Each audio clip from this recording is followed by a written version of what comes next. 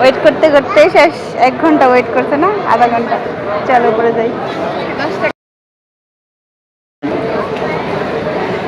10 টাকা নিয়ে আসছে বসুন্ধরায় শপিং করার জন্য। অনলি 10 টাকা। দেখি 10 টাকা দিয়ে আজকে কি কি শপিং করা যায় না। হ্যালো, আসসালামু আলাইকুম everyone, welcome back to my new video. I hope সবাই অনেক বেশি ভালো আছেন। আলহামদুলিল্লাহ আমরা ভালো আছি। তো বসুন্ধরায় গিয়েছি 10 টাকা দিয়ে শপিং করার জন্য। দেখি 10 টাকা দিয়ে কি শপিং করা যায় কি না। তো শুরুতেই আমি চলে যাচ্ছি বাচ্চাদের কালেকশনে। মূলত আমি বাচ্চাদের ড্রেস নেওয়ার জন্য গিয়েছিলাম। আর আমি এদিকে বাচ্চাদের ড্রেসের যেই শপগুলো সেগুলোই খুঁজতেছিলাম। তো ঘুরতে ঘুরতে পেয়ে গেলাম তন্নিস লাইফস্টাইলের পাশেই একটা শপ। এই শপটার নাম আমার এই মুহূর্তে মনে নেই। তো ওইখানে গিয়ে আমি ড্রেস দেখতেছিলাম। তো কিছু কিছু সাদা ড্রেস দেখতেছিলাম। আমি মূলত চেয়েছিলাম সাদা আর না হলে রেড কালারের ড্রেস নেওয়ার জন্য। তো আমি যেই ড্রেসগুলো দেখতেছি আমার মনের মতো হচ্ছিল না। তো আর রেড কালার তো কোনো ড্রেসই পাইনি বসুন্ধরাতে, এটা আমার খুবই আপসেট লেগেছে।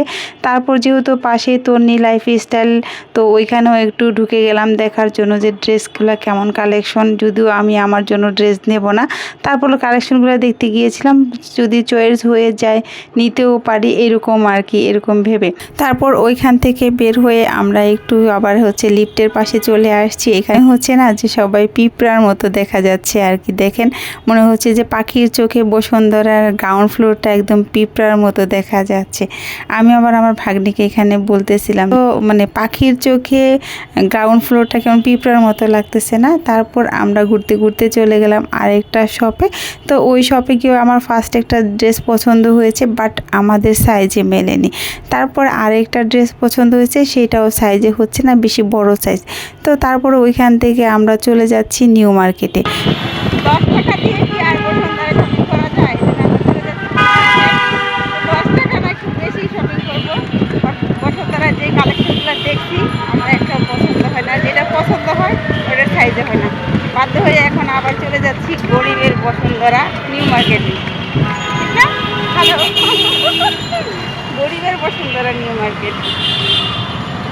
এই তো নিউ মার্কেটে ঢুকে তারপর আমি চলে গেলাম একদম সরাসরি বাচ্চাদের কালেকশনের যেই সাইডটা ওইখানে, কারণ আমি বাচ্চাদের জন্য ড্রেস নেব। তারপর এখানে আমি সুন্দর সুন্দর কিছু ড্রেস দেখতেছিলাম, যে ড্রেসগুলো আমার খুবই পছন্দ হয়েছে এবং আমি কিছু ড্রেস নিয়েছি ওইখান থেকে।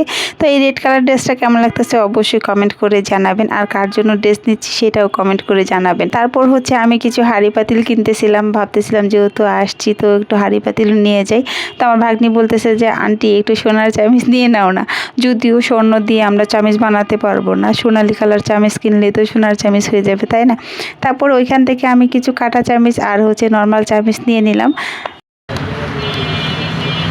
গাইস, আজকে আমার বাড়িতে যাওয়ার কথা ছিল, আজকে একটা ইফতার ছিল আমাদের হসপিটালে, সবাই মিলে একসাথে ইফতার করতাম, প্লাস তারপর আমি মামার বাড়ি যেতাম। কিন্তু এখন সব উলট পালট হয়ে গেছে।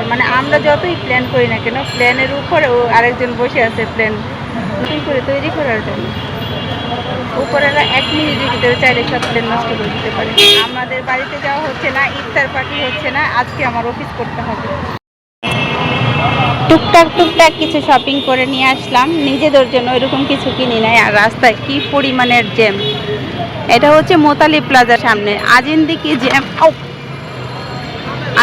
জ্যাম লেগেই থাকে। এই জ্যাম আর সহজে শেষ হয় না। এই যে আমার একটা পার্সেল আসছে, মাত্র রিসিভ করলাম।